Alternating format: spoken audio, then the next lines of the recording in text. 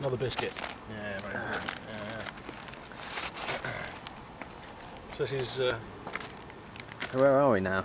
That's an excellent question. We are somewhere south of Valencia, north of Murcia, and kind of on the motorway towards Granada. In fact,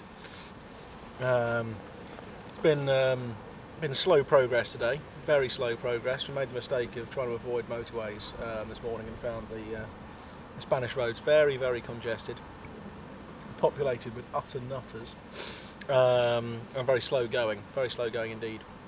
As soon as we cut our losses and jumped on the motorway, we started making really good progress.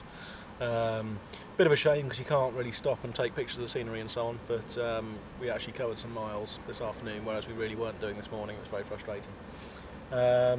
We seem to have pretty much landed on our feet again by winging it with a campsite. This one is slightly dilapidated, but basically alright, nice and cheap, which is what we like. More gravel pitches, which we suspect maybe a taste of things to come. We suspect maybe all our campsites from here on south may end up being gravelly, the posher ones anyway. Maybe if they were just dirt or grass, they'd end up just being very dusty, if possible. Yeah, seems all right, nice and cheap, very close to the motorway, so we can jump straight back on the motorway tomorrow. Probably able to hear the motorway all night, but we'll see how we go. Yeah, all's well. Glorious weather now after a very damp start. Very, very damp, looking very miserable as we left the last campsite. And what happened this morning? I don't know what did happen this morning, apart weather-wise. Oh, the campsite. And the campsite. I can't remember what happened at the campsite. You tell me, dude. They didn't know that we'd been staying there. Oh yeah. Well, we should have left without paying. We really should. The face full of attitude I got from that woman when I first turned up to try and pay in the morning. I asked if I could pay, and she said no. I should have just taken her first answer and left at that point. That would have been quite satisfying. But we did pay through the nose.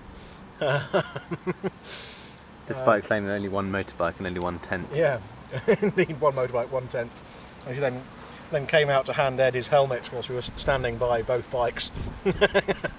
Clearly two motorcycles. Yeah, not to worry.